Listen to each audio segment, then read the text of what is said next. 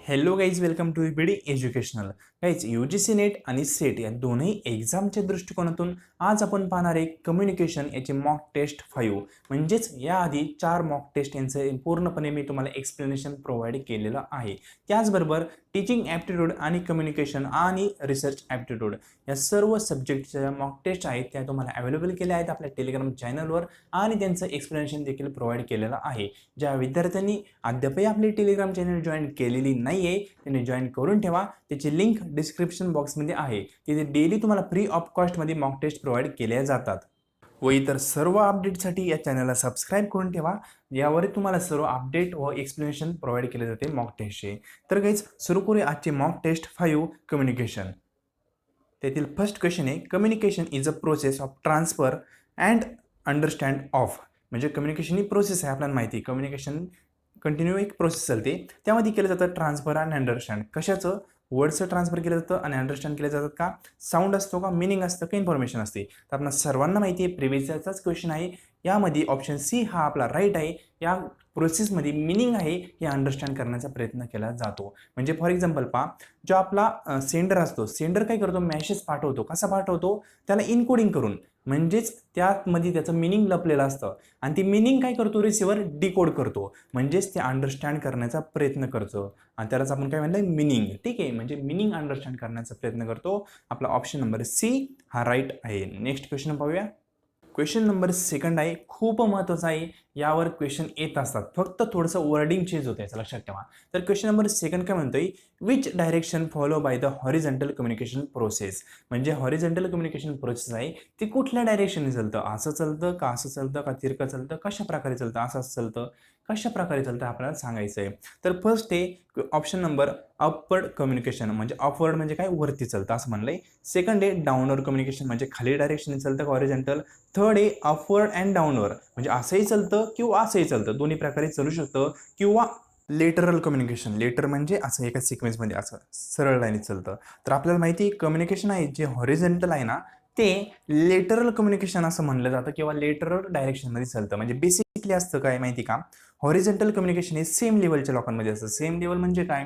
तर for example तुम्हाला सांगितलं होतं आपल्या क्रॅश कोर्समध्ये प्रोडक्शन मॅनेजर आहे, परचेस करणार मॅनेजर आहे, त्यानंतर आपण म्हणू शकतो की म्हणजे सर्व सेल्स मॅनेजर आहे, आणखी आपण म्हणू शकतो मार्केटिंग मॅनेजर आहे. हे सर्व कोण एक मॅनेजर्स आहेत आणि मॅनेजरमध्ये जे कम्युनिकेशन चालणार ना त्याला आपण हॉरिझॉन्टल कम्युनिकेशन असं संबोधू शकतो. म्हणजेच काय? हे सर्वांची लेवल आहे ती सेम आहे, सर्व मॅनेजर या पोस्टला आहेत, म्हणजे त्यांची लेवल सेम आहे. आणि जेव्हा सेम लेवलमध्ये कम्युनिकेशन असतं ते हॉरिझॉन्टल कम्युनिकेशन असतं, लक्षात ठेवा. आता उदाहरण वेगळं येऊ शकतं. फॉर एक्झाम्पल टीचर आहे, वेगळा एक टीचर आहे, तिसरा एक टीचर आहे, वेगवेगळे सब्जेक्टचे टीचर आहेत. सर्व काही शब्द मी वापरला आहे टीचर. तर सर्व टीचरमध्ये जे कम्युनिकेशन असेल ना ते देखील हॉरिझॉन्टल कम्युनिकेशनच असेल. किंवा प्रिन्सिपल आहेत, एका कॉलेजचे दुसऱ्या कॉलेजचे प्रिन्सिपल आहे, तिसऱ्या कॉलेजचे प्रिन्सिपल आहे, सर्व काही प्रिन्सिपलच आहेत आणि त्यामध्ये जे कम्युनिकेशन चालेल त्याला देखील आपण हॉरिझॉन्टल कम्युनिकेशन असं म्हणू शकतो. म्हणजे बेसिकली सांगायचं आहे, जे सेम लेवलच्या लोकांमध्ये कम्युनिकेशन असतं त्याला आपण हॉरिझॉन्टल कम्युनिकेशन असं म्हणतो. ठीक आहे. बाकी अपवर्ड आणि डाऊनवर्ड कम्युनिकेशन आहे हे सेम लेवलच्या लोकांमध्ये नसतं, ते वेगवेगळ्या लोकांमध्ये असतं, लक्षात ठेवा. तर याचा ऑप्शन नंबर डी हा राईट आहे, लेटरल कम्युनिकेशन. आणि याला लक्षात ठेवा, हॉरिझॉन्टल कम्युनिकेशनला लेटरल कम्युनिकेशन असं देखील म्हणतात. इथं पहा दिलंय सेम लेवलच्या लोकांमध्ये जे कम्युनिकेशन असतं ना त्याला हॉरिझॉन्टल कम्युनिकेशन म्हणतो. एक खूप खूप महत्त्वाचा शब्द आहे बरं का, सेम लेवल हा कीवर्ड आहे हॉरिझॉन्टलचा, लक्षात ठेवा, कधीच विसरू नका. तुम्हाला पूर्ण कन्सेप्ट यावरच आहे. Next question third. यामध्ये म्हणलंय, in communication what is the basic meaning of feedbacks. फीडबॅकचं मिनिंग विचारलंय कम्युनिकेशनमध्ये. ऑप्शन नंबर फर्स्ट आहे वन वे कम्युनिकेशन, नाही. सेकंड आहे मल्टिपल वे कम्युनिकेशन, नाही, असंही नाही. रिप्लाय फ्रॉम सेंडर, असंही नाही आहे. आणि डी काय म्हणतोय? The situation wear sender and receiver exchange the information. Yes, हे आपलं ऑप्शन राईट आहे. पण वन वे का नाही ते तुम्हाला सांगतो. वन वे म्हणजे काय? इकडून कम्युनिकेशनचा आपण म्हणजे इकडून आपला मेसेज पाठवला पण इकडून काही आपल्याला रिप्लाय आलेला नाही, म्हणजे फीडबॅकच आला नाही. इथे एक कन्सेप्टच नाही फीडबॅकची. ठीक आहे, वन वे कम्युनिकेशनमध्ये फीडबॅक हा ॲब्सेंट असतो, लक्षात ठेवा. म्हणून इथं कॅन्सल होतं. मल्टिपल इथं तुम्हाला फक्त कन्फ्युजन करण्यासाठी दिले, असं काही नसतं. नंतर रिप्लाय फ्रॉम सेंटर असंही काही नाही आहे. पण हे पूर्णपणे तुम्हाला प्रॉपरली एक्सप्लेन करतंय फीडबॅक म्हणजे काय. वेअर सिच्युएशन जिथं सेंडर अँड रिसिव्हर काय करतात? एक्सचेंज करतात इन्फॉर्मेशन. म्हणजे याचं एक उदाहरण सांगतो तुम्हाला योग्य प्रकारे समजेल. फॉर एक्झाम्पल एक व्यक्ती आहे हा, ठीक आहे, हा काय करतोय, समोरच्या व्यक्तीशी बोलतोय, हा XYZ व्यक्ती दुसरा एक, ठीक आहे. आणि हा व्यक्ती फॉर एक्झाम्पल याला एक क्वेश्चन विचारतोय या व्यक्तीला, ठीक आहे. याला क्वेश्चन विचारल्यानंतर त्याचा आन्सर हा व्यक्ती इथे देतोय, म्हणजेच या क्वेश्चनचा हा फीडबॅक इथं लगेच तुम्हाला प्रोव्हाइड करतोय. म्हणजेच काय म्हणलंय, एक्सचेंज द इन्फॉर्मेशन. या दोघांमध्ये इन्फॉर्मेशन ही एक्सचेंज होते, यालाच म्हणतो आपण फीडबॅक. लक्षात ठेवा, आपला ऑप्शन नंबर डी हा राईट आहे. आणि बेसिकली कसं असतं, 2 वे कम्युनिकेशन असतं, हे लक्षात ठेवा. जिथे फीडबॅक प्रेझेंट असतो ना, ते बेसिकली 2 वे कम्युनिकेशन असतं. नेक्स्ट क्वेश्चन पाहूया. Question number 4. The term dash represent subjective meaning of word. म्हणजे कुठल्या टर्ममध्ये सब्जेक्टिव्ह मिनिंग ऑफ वर्ड आपण पाहायला भेटतं, तर सब्जेक्टिव्ह मिनिंग हे कोनोटेटिव्ह डेफिनेशनमध्ये भेटतं. कोणत्या? कोनोटेटिव्ह. आणि दुसरी एक असते डिनोटेटिव्ह. यामध्ये डिक्शनरीचे मिनिंग पाहतो आपण. म्हणजे एखादा शब्द आहे फॉर एक्झाम्पल बुक, हा बुक शब्द डिक्शनरीमध्ये आपण शोधल्यानंतर त्याचं जे मिनिंग आपल्याला दिसेल ना, ते म्हणजे डिनोटेटिव्ह. म्हणजे शब्दाचा शब्दशः अर्थ, डिक्शनरीमध्ये जे अर्थ दिसतोय तोच. पण कोनोटेटिव्ह म्हणजे काय, तर शब्दाचा शब्दशः अर्थ न घेता त्याच्या मागच्या फिलिंग्स आहेत त्या आपल्याला जाणून घ्यायच्या असतात. म्हणजे शब्द वेगळा असतो, दरवेळी शब्दाचा शब्दशः अर्थ आपण घेत नाही. शब्द वेगळा उच्चारला जातो, पण त्याचं मिनिंग, त्याचा अर्थ वेगळा होत असतो. त्याला म्हणतो आपण कोनोटेटिव्ह. त्यालाच आपण काय म्हणतो, सब्जेक्टिव्ह मिनिंग ऑफ वर्ड. लक्षात ठेवा, सब्जेक्टिव्ह शब्द का वापरला इथं हे पण सांगतो.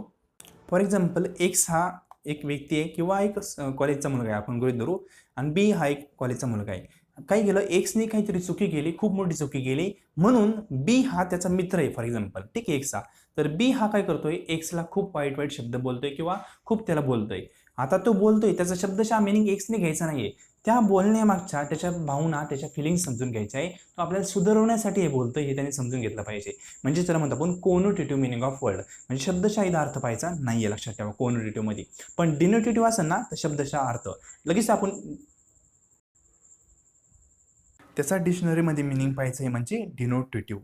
पुन्हा सांगाल, डिक्शनरीचं मिनिंग डिनोटेटिव्ह आणि शब्दशः अर्थ म्हणजे कोनोटेटिव्ह. लक्षात ठेवा,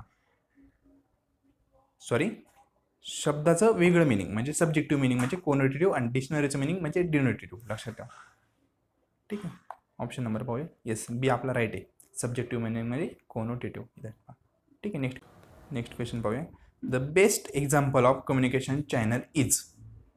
तर याचं चांगलं उदाहरण म्हणजे face to face communication. Noise नाही आहे, रिप्लाय फ्रॉम सेंडर, इन्फॉर्मेशन असं काहीच नाही आहे, पण फेस टू फेस कम्युनिकेशन म्हणजे बेस्ट एक्झाम्पल आहे कम्युनिकेशन चॅनलचं. म्हणजे काय, एक व्यक्ती दुसरा एक व्यक्ती हा इथून यासोबत बोलतोय, फेस टू फेस कम्युनिकेशन आहे, चॅनल झाली ना तयार, ठीक आहे. याच्यात नॉईज आलं, सर्व गोष्टी यामध्ये येतात, ठीक आहे. ऑप्शन नंबर आपला ए हा राईट आहे. नेक्स्ट क्वेश्चन, 6 नंबरचा क्वेश्चन आहे. Which of the following communication type describe communication between two people that include sending and receiving the information or message? तर असा कुठला टाईप आहे त्यामध्ये दोन लोक असतात, ते मेसेज म्हणजे इन्फॉर्मेशन पाठवतात आणि इन्फॉर्मेशन दुसऱ्याकडून घेतात देखील, ठीक आहे. तर त्याला आपण बेसिकली म्हणतो डायडिक कम्युनिकेशन. डायडिक या शब्दाचाच अर्थ असा होतो की दोन व्यक्तीमधलं कम्युनिकेशन. लक्षात ठेवा, मी क्रॅश कोर्समध्ये पूर्णपणे डिटेलमध्ये सांगितलेलं आहे डायडिक कम्युनिकेशन काय असतं. डायडिक कम्युनिकेशनला आणखी कुठल्या कुठल्या नावाने ओळखलं जातं, तुम्हाला माहीत असेल तर कमेंट बॉक्समध्ये ते देखील कमेंट करा, ठीक आहे. म्हणजे डायडिक कम्युनिकेशन आहे, याच्या आणखी नाव कुठले आहेत ते. तर लक्षात ठेवा, दोन व्यक्तीमधलं कम्युनिकेशन असतं त्याला आपण बेसिकली डायडिक कम्युनिकेशन असं म्हणतो. आपला ऑप्शन नंबर सी हा राईट आहे, ठीक आहे. Option C is the right answer. Next question पाहूया. Encoding concept related with. म्हणजे इनकोडिंग कन्सेप्ट आहे ती कशाशी रिलेटेड आहे, कोणाशी रिलेटेड आहे.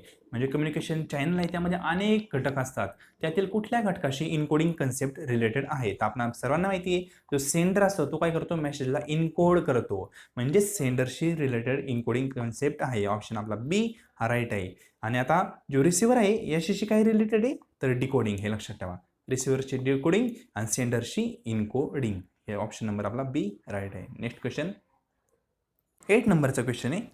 Which combination best represent the process of communication. कम्युनिकेशनची प्रोसेस कुठलं कॉम्बिनेशन हे बेस्ट प्रकारे आपल्याला रिप्रेझेंट करते विचारलंय. Option A sender, receiver, noise आणि मेसेज. असं नाही, जो रिसिव्हर आहे तो लास्टला असतो, म्हणजे ऑप्शन ए नाही आहे. बी काय म्हणतोय, सेंडर, मेसेज, नॉईज आणि मग रिसिव्हर. असं होऊ शकतं का, होऊ शकतं. तरी ऑप्शन आपण सी पाहूया, काय म्हणतोय, sender, message, receiver, noise. Noise लास्टला नसतो, नॉईज आधी असू शकतो. म्हणजे ऑप्शन सी पण नाही, ए पण नाही. आणि डी काय म्हणते, मेसेज, नॉईज, सेंडर आणि रिसिव्हर. मेसेज आधी आहे, नंतर नॉईज आहे, नंतर इथं सेंडर, असं नसतं. सेंडर सर्वात आधी असतो, म्हणजे डी पण नाही आहे. म्हणजेच आपला ऑप्शन बी हा राईट आहे. कारण काय म्हणलं इथं सेंडर आधी येतो, नंतर सेंडरकडे मेसेज असतो, मेसेजच्या मध्ये रिसिव्हरला मेसेज पाठवताना मध्ये नॉईज पण येतो आणि नंतर रिसिव्हर असतो. म्हणजेच आपला ऑप्शन बी हा राईट आहे. लक्षात ठेवा, एकदम बेसिक कम्युनिकेशन सिक्वेन्स आहे. नेक्स्ट क्वेश्चन पाहूया. Interpersonal communication means communication between. आता इंटरपर्सनल म्हणलंय, दोन कन्सेप्ट असतात, एक इंट्रा आणि दुसरी ही इंटर, इथं दिली ती. ठीक आहे, तर इंटरपर्सनल कम्युनिकेशन म्हणजे काय माहिती का, बेसिकली दोन व्यक्तीमधलं कम्युनिकेशन. म्हणजे एक्स आणि वाय हे दोन व्यक्ती एकामेकांसोबत बोलतायत, त्याला म्हणतो आपण इंटरपर्सनल कम्युनिकेशन. हे स्पेलिंग पहा, इंटर. ठीक आहे, आणि इंट्रा पर्सनल कम्युनिकेशन म्हणजे काय माहिती का, एका व्यक्तीचं स्वतःशीच कम्युनिकेशन, दुसरा कोणीही व्यक्ती तिथे अवेलेबल नसतो. म्हणजेच फॉर एक्झाम्पल आपण स्वप्न पाहतो, आपण विचार करतो बसल्या बसल्या, मनातल्या मनात जे विचार असतात ते झालं इंट्रा पर्सनल कम्युनिकेशन. ही इंट्राची कन्सेप्ट आहे, फक्त तुम्हाला सांगितली या क्वेश्चनशी याचा काही संबंध नाहीये. आता आपण पुन्हा येऊया आपल्या क्वेश्चनकडं.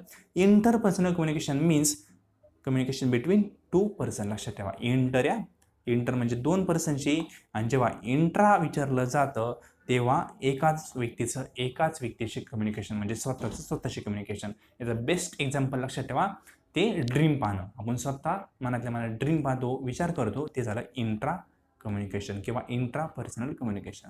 याचा ऑप्शन नंबर ए हा राईट आहे. कारण का, इथे विचारलंय इंटर, आणि इंटर म्हणजे दोन व्यक्तीतलं. क्वेश्चन लास्टचा हे पहा, क्वेश्चन लगेच विचारलाय, intrapersonal communication means communication between. याचं ऑप्शन काय राईट आहे कमेंट बॉक्समध्ये कमेंट करा. आणि ज्यांना याचा आन्सर येणार नाही त्यांनी स्टडी सोडून दिला तरी चालेल, कारण मी आत्ताच याचा आन्सर काय येऊ शकतं हे सांगितलेलं आहे, कन्सेप्ट आत्ताच सांगितलं आहे. ठीक आहे, बेसिकली विचारलं आहे इंट्रापर्सनल कम्युनिकेशन आहे ते किती व्यक्तीमध्ये कम्युनिकेशन असतं. तर याच्यातला option A group communication, two person communication, one person किंवा सेल्फ कम्युनिकेशन, किंवा नन ऑफ दिस. याच्यातील ए राईट आहे का, बी राईट आहे का, सी राईट आहे, हे कमेंट बॉक्समध्ये कमेंट करायला विसरू नका. आणि हा व्हिडिओ तुम्हाला आवडला असेल तर आपल्या मित्रमैत्रिणींशी या सर्व प्लॅटफॉर्मवर तुम्ही शेअर करू शकता, जेणेकरून त्यांनाही याचा ॲडव्हान्टेज घेता येईल, कारण सर्व काही फ्री ऑफ कॉस्टमध्ये आहे. आणि व्हिडिओ पाहिल्याबद्दल थँक्यू.